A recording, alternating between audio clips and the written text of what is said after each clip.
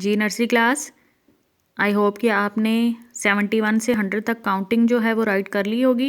इसके बाद हमारा नेक्स्ट टॉपिक है व्हाट कम्स बिफोर।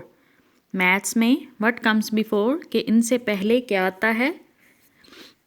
सबसे पहले आप लोग डेट राइट करेंगे अपने बाइंडर्स पे 10 दिसंबर 2020 CW एंड थर्सडे।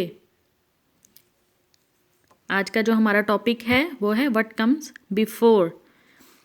आपने बताना है कि 6 से बिफोर क्या आता है। What comes before 6। आपने यहाँ पे राइट करना है what comes before 6।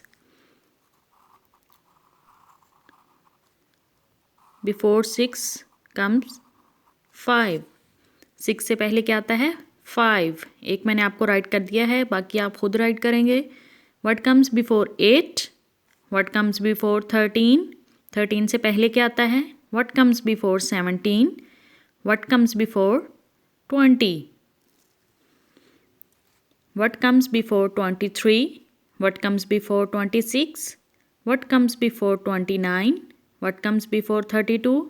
What comes before 11 and what comes before 15, what comes before 12, what comes before 44, what comes before 67 and what comes before 70।